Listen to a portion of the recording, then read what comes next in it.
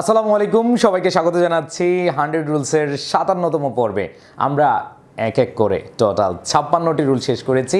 আজকে আমাদের 57 নম্বর রুল। আর আজকে রুলটা দেখে কেমন যেন একটু ইউনিক মনে হচ্ছে, তাই না? যে এইখানে স্ক্যানার আছে, এরপরে হচ্ছে এই রুলের ভিডিও দেখতে কিউআর কোডে স্ক্যান করুন। এখানে আমরা যাদের কাছে এই বইটা আছে অনেকেই এই বইটা নিয়ে খুবই কনফিউশন ছিলেন, এই বইটা কোথায় পাবেন। সো এই বইটা এতদিন স্টক আউট ছিল, আজকে থেকে পাওয়া যাচ্ছে। যারা এই বইটি নেবেন রকমারিতে, অথবা যারা হচ্ছে ফার্মগেটে আছেন ফার্মগেট থেকে নিতে পারবেন, অথবা যারা হচ্ছে সরাসরি কুরিয়ারে আমাদের কাছ থেকে নিতে চান আমাদের পেজে নক দিয়ে নিয়ে নিতে পারেন। সো আপনাদের সেই অপেক্ষার অবসান ঘটেছে। সো এইখানে এই বইতে যখন যাবেন পড়তে গেলে দেখবেন স্ক্যান আছে, স্ক্যান করবেন, এই যে ভিডিওটা নিচ্ছি এই ভিডিওটি চলে আসবে আপনার স্ক্রিনে। ওকে, সো যাই হোক, আমরা চলে যাচ্ছি আজকে 57 নম্বর রুলে আমরা সিকোয়েন্স অফ টেন্স পড়বো। আমরা গত ক্লাসে বা গত কয়েকটি পর্বে আমরা সিকোয়েন্স অফ টেন্সের আগে টেন্সটা শেষ করেছি, কারণ টেন্স আর সিকোয়েন্স অফ টেন্স রিলেটেড একটা বিষয়। সো আমরা সিকোয়েন্স অফ টেন্সে চলে যাব। সিকোয়েন্স মানে হচ্ছে কি ধারাবাহিকতা বা ক্রমধারা, কিসের? টেন্সের। সো বিগত প্রতিযোগিতামূলক কিভাবে এসেছে আমরা পরীক্ষার কয়েকটা কোয়েশ্চেন এখানে দেখছি এবং এক্সপ্লেনেশন আমি খুব বড় করে যেখানে যতটুকু দরকার সেগুলো এক্সপ্লেনেশন দিয়েছি বইতে। সো আপনাদের কাছে যাদের কাছে বই আছে আশা করি কোনো প্রবলেম হবে না, সাথে আমি তো ক্লাস নিয়ে আছি। সো এখানে অনেকগুলো কোয়েশ্চেন আছে, 26তম BCS, 24তম BCS, এগুলো অনেকগুলো আছে। সো আমরা বেসিক আলোচনায় চলে যাই। এখানে কি আছে? নিয়ম অনুসারে সাবঅর্ডিনেট ক্লজের ভার্ব টেন্স, যে ভার্বের যেই টেন্স থাকবে সেটা প্রিন্সিপাল ক্লজের ভার্বের টেন্সকে অনুসরণ করবে। কি করবে? টেন্সকে অনুসরণ করবে, মানে প্রিন্সিপাল ক্লজ অনুযায়ী সাবঅর্ডিনেট ক্লজটা হবে। সো আমরা যে জিনিসটা খেয়াল করব সেটা হচ্ছে প্রথমে আছে প্রেজেন্ট টেন্স। প্রথমে আছে কি? Present tense. যদি আমরা দেখি প্রিন্সিপাল ক্লজটা প্রেজেন্ট টেন্সে থাকে তাহলে আমাদের এই সাবঅর্ডিনেট ক্লজটি প্রেজেন্ট ইনডিফিনিট হতে পারে, প্রেজেন্ট কন্টিনিউয়াস হতে পারে, প্রেজেন্ট পারফেক্ট হতে পারে, পাস্ট টেন্স হতে পারে, ক্যান, মে, উইল প্লাস ভার্বের বেস ফ্রম হতে পারে। এক কথায় আমরা বলেছি যে সিকোয়েন্স অফ টেন্স মানে কি? প্রিন্সিপাল ক্লজের যে ভার্ব বা যে টেন্স সেটা অনুযায়ী সাবঅর্ডিনেট ক্লজের ভার্ব বা টেন্স গঠন করা হয়। সো আমরা দেখছি প্রিন্সিপাল ক্লজ যদি প্রেজেন্ট টেন্স হয় তাহলে আমাদের সাবঅর্ডিনেট ক্লজ কি হবে? যেই কোনো টেন্স হতে পারবে। এক কথায় প্রেজেন্টও আছে, পাস্টও আছে, আবার কি আছে? ফিউচারও আছে। তাহলে আমরা কি বলতে পারি শর্টকাটে? এক কথায় এনি টেন্স। এক কথায় কি? Any tense. যেমন I know the girl who comes here, এখানে প্রেজেন্ট আছে, এখানে প্রেজেন্ট কন্টিনিউয়াস আছে, এখানে প্রেজেন্ট পারফেক্ট আছে, এখানে পাস্ট ইনডিফিনিট আছে, এখানে ফিউচার আছে, তাই না? সো এক্সাম্পলগুলো খেয়াল করলে আমরা বুঝতে পারছি যে সিকোয়েন্স অফ টেন্স অনুযায়ী যদি এটা প্রেজেন্ট টেন্স হয় এটা যে কোনো টেন্স হতে পারে, মানে সাবঅর্ডিনেট ক্লজটা যে কোনো টেন্স হতে পারবে।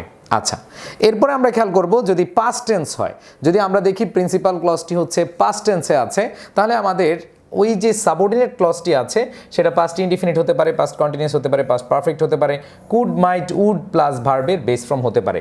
এক কথায় এইটা পাস্ট, আমরা দেখলাম এটা হচ্ছে কি পাস্ট, এটাও কি হয়ে যাবে? পাস্ট হয়ে যাবে। তাহলে একটু খেয়াল করে দেখি, আমরা পড়েছিলাম প্রেজেন্ট থাকলে এনি টেন্স, বাট পাস্ট থাকলে কি হয়? পাস্ট হয়।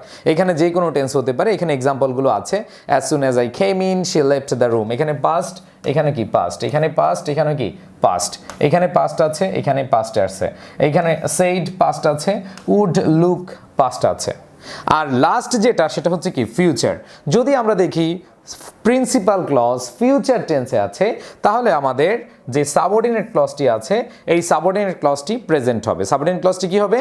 প্রেজেন্ট হবে। সো তিনটা টেন্স আমরা মোটামুটি দেখলাম। একটা হচ্ছে প্রেজেন্ট টেন্স থাকলে যেই কোনো টেন্স, পাস্ট থাকলে পাস্ট, এবং ফিউচার থাকলে সেটা কি হয়ে যাবে? প্রেজেন্ট হয়ে যাবে। ফিউচার থাকলে সেটা কি হয়ে যাবে? প্রেজেন্ট হয়ে যাবে। সো আশা করি এই বিষয়টা সবাই ক্লিয়ার আমাদের সিকোয়েন্স অফ টেন্স অনুযায়ী। এখন কিছু কিছু এক্সেপশন রয়েছে। কি রয়েছে? এক্সেপশন রয়েছে। সো আমরা এক্সেপশনগুলো আমরা একটু খেয়াল করব। এখানে এক্সেপশন নাম্বার 1, সাবঅর্ডিনেট ক্লজ যদি ইউনিভার্সাল ট্রুথ, মানে সাবঅর্ডিনেট ক্লজটি যদি চিরন্তন সত্য, বৈজ্ঞানিক সত্য বা অভ্যাসগত কর্ম হিসেবে থাকে তাহলে এখানে আর আমরা পাস্ট ইউজ করব না। আমরা জানি সাবঅর্ডিনেট ক্লজ পাস্ট হবে যদি আগেরটা কি আমরা এখানে দেখি পাস্ট আছে, তার মানে পরেরটা কি হওয়ার কথা? পাস্ট হওয়ার কথা। বাট চিরন্তন সত্য, বৈজ্ঞানিক সত্য হলে পাস্ট না হয়ে প্রেজেন্ট ইনডিফিনিট হবে। প্রেজেন্ট কি হবে? ইনডিফিনিট হবে। এই কথাটি আমাদের এখানে বলা হয়েছে। সো আমরা একটু যদি এক্সাম্পল দেখি, হি সেইড দ্যাট, এখানে হি সেইড পাস্ট ইনডিফিনিটে আছে বা পাস্ট টেন্স আছে, তার মানে পাস্ট টেন্স থাকলে পরবর্তীতে কি হবে? পাস্ট হওয়ার কথা, বাট যেহেতু এখানে চিরন্তন সত্য বোঝাচ্ছে, দ্যাট মিনস এটা হচ্ছে কি প্রেজেন্ট হবে। আবার দ্য টিচার সেইড, এটা পাস্ট থাকা সত্ত্বেও এটা কি হচ্ছে প্রেজেন্ট হচ্ছে। The earth moves round the sun, তার মানে হচ্ছে পৃথিবী সূর্যের চারদিকে ঘুরে। তো এখানে কিন্তু এটা চিরন্তন সত্য কথা, এই জন্য কি প্রেজেন্ট ইনডিফিনিট। এরপরে হি সেইড, এটা পাস্ট আছে, পরেরটা কি হবে পাস্ট হওয়ার কথা, বাট এখানে প্রেজেন্ট হচ্ছে যে আইস ফ্লোটস অন ওয়াটার, বরফ কি পানিতে ভাসে। এটা কিন্তু সত্যি কথা, এই জন্য এটা কোনো আমরা পাস্ট নিচ্ছি না, এটা কি নিচ্ছি প্রেজেন্ট নিচ্ছি, তাই না? আচ্ছা, এবার এক্সেপশন নাম্বার 2, যদি আমরা দেখি subordinate clause, then, as well as to অথবা সো ওয়েল অথবা সো ওয়েল অ্যাজ দ্বারা কনজাংশন অফ কম্প্যারিজন, এগুলা যেগুলো আছে এগুলো কনজাংশন অফ কম্প্যারিজন, তুলনা বুঝায়। কি বুঝায়? তুলনা বুঝায়। অথবা relative pronoun who, whose, that দ্বারা শুরু হয়, সেই ক্ষেত্রে যে কোনো টেন্স হতে পারে, যে সেক্ষেত্রে কি হতে পারে যে কোনো টেন্স হতে পারে। যেমন আই স দ্য ম্যান, এটা হচ্ছে কি পাস্ট টেন্স, তার মানে পরেরটা কি হওয়ার কথা পাস্ট হওয়ার কথা, বাট এখানে আমরা দেখতে পাচ্ছি রিলেটিভ প্রোনাউন হু আছে এবং হু দ্বারা ক্লজটি শুরু হয়েছে, এজন্য আমরা হু ডাজ বলতে পারি, এই জন্য আমরা হু ডিড বলতে পারি, এই জন্য আমরা who will do the work বলতে পারি। তার মানে এখানে পাস্ট থাকা সত্ত্বেও ওই যে রিলেটিভ প্রোনাউন আছে, এই জন্য আমরা সবগুলো ইউজ করতে পারছি। আশা করি এই ব্যাপারটা সবাই ক্লিয়ার এবং সবাই এই জিনিসটা ভালোভাবে বুঝতে পেরেছেন। ওকে, সো এখন কথা হচ্ছে কীভাবে প্রশ্নগুলো আসে। যে আমরা যদি দেখি যে question number 1, he thinks that, এটা প্রেজেন্ট আছে, এটা কি এনি টেন্স হতে পারে, বাট শি লিভিং, এখানে আমরা দেখতে পাচ্ছি যে এইখানে আমাদের কোনো কি নাই, এখানে অবশ্যই কোনো ফাইনিট ভার্ব নাই, তার মানে এই ক্লজটা কি ভুল, যেহেতু ভুল এটা হবে না। এবার he thinks that she has left for, আচ্ছা ফর সিলেট, তার মানে এখানে গিয়েছে করেছে এরকম যদি বোঝায় প্রেজেন্ট পারফেক্ট টেন্স হয়, এটা কি হতে পারে। হি উইল থট, এখানে উইল থট আছে, এটা তো কখনই হবে না, কারণ উইলের পরে ভার্বের বেস ফর্ম হয়, উইলের পরে যেহেতু ভার্বের বেস ফর্ম হয় তাহলে এটা কি হবে বাদ হবে। হি থট, এটা পাস্ট আছে, এটা কি হওয়ার কথা পাস্ট হওয়ার কথা, এটা বাদ। এবার আছে হি ইজ থিঙ্কিং, আচ্ছা এখানে আমরা যে জিনিসটা খেয়াল করব সেটা হচ্ছে he is thinking for Sylhet, এই যে গিয়েছে করেছে এরকম বোঝালে কি হয় প্রেজেন্ট পারফেক্ট টেন্স হয়, এই জন্য আমাদের এই নাম্বারটা হবে না। সো আমাদের অ্যান্সারটা কি হবে যে হি thinks that she has left for Sylhet. এরপরে যদি আমরা খেয়াল করি পরের কোয়েশ্চেনটা, হি টোল্ড মি, এখানে কি আছে টোল্ড আছে, মানে পাস্ট ইনডিফিনিট আছে বা পাস্ট আছে, তার মানে পরেরটা কি হবে পাস্ট হবে। এইটা হবে না, এইটা হবে না, কারণ এই দুইটাই হচ্ছে কি প্রেজেন্ট। বাকি দুইটা অপশন থাকে, একটা হচ্ছে হ্যাড বিন ওয়ার্কিং আর একটা হচ্ছে ওয়াজ ওয়ার্কিং। এখান থেকে আমরা কাকে নিব? আচ্ছা এখান থেকে যদি আমরা নিতে চাই তাহলে আমাদেরকে মাথায় রাখতে হবে দুইটা অতীতকালের ঘটনার মধ্যে যেটা একটু আগে ঘটেছে সেটা পাস্ট কন্টিনিউয়াস হয় না, সেটা পাস্ট পারফেক্ট হয়। কি হয় পাস্ট পারফেক্ট হয়। যেমন বলেছে হি টোল্ড মি, তিনি বলেছিলেন যে he dash in Khulna in the previous year, তার মানে আগের ঘটনা প্রিভিয়াস ইয়ার, এখানে আগের ঘটনা আছে, দ্যাট মিন দুইটা অতীতকালের ঘটনার মধ্যে যেইটা একটু আগে ঘটেছে সেই ক্ষেত্রে আমরা কি নিব পারফেক্ট টেন্স নিব। সো আমরা অ্যান্সারটা কি নিব অবশ্যই অ্যান্সার এ নিব। এরপরে আমরা খেয়াল করব পরেরটা, হি সেইড দ্যাট, এখানে পাস্ট আছে, এখানে কি আছে পাস্ট আছে, পরও কি হবে পাস্ট, তাহলে উইল হবে না, শ্যাল হবে না, শুড হবে না। আমরা জানি উড প্লাস ভার্বের কোন ফর্ম হয় বেস ফর্ম হয়, এখানে ভার্বের বেস ফর্ম আছে, দ্যাট মিনস উড প্লাস ভার্বের বেস ফর্ম হবে। আমরা যদি পরবর্তীতে খেয়াল করি এখানে এই যে সব দেওয়া আছে, আমাদের এক্সপ্লানেশন দেওয়া আছে। এরপরে আমরা মাত্রই পড়লাম, যদি আমরা দেখি অ্যাজ সুন এজ থাকে, অ্যাজ সুন এজের ক্ষেত্রে যদি আমরা প্রথম ক্লজটা পাস্ট দেখি পরেরটা কি হবে পাস্ট টেন্সই হবে। দ্যাট মিনস এখানে আমরা একটা দুইটা তিনটা চারটা তিনটা পাস্ট দেখতে পাচ্ছি, সেই ক্ষেত্রে এইটাও পাস্ট ইনডিফিনিট, ওইটাও কি হবে পাস্ট ইনডিফিনিট হবে, কেম ইন লেফট।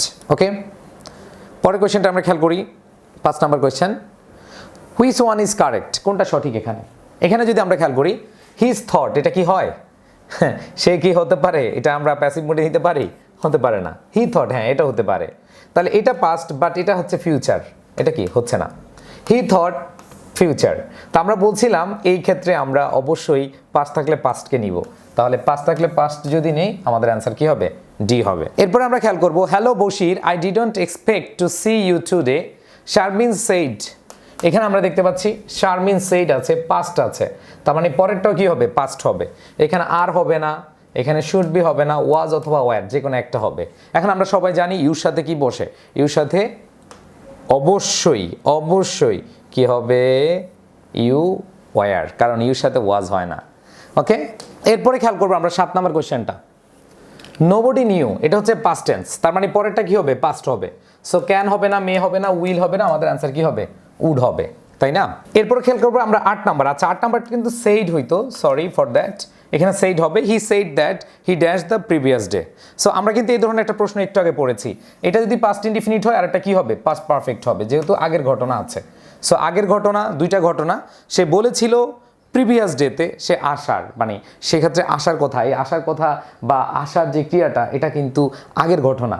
এই যে এই দুইটার মধ্যে সে বলেছিল প্রিভিয়াস ডে, তার মানে দুইটা ঘটনা, বলেছিল একটা, প্রিভিয়াস ডেতে আসার কথা। সো এখন কথা হচ্ছে কোনটা আগের ঘটনা, সেটা হচ্ছে আসাটা হচ্ছে কি আগের, এই জন্য হ্যাড কাম হবে। সো সিকোয়েন্স অফ টেন্সের এই ছিল আমাদের আজকের পর্ব। আমাদের এখানে এই যে ব্যাখ্যা সহকারে খুব ভালোভাবে দেওয়া আছে।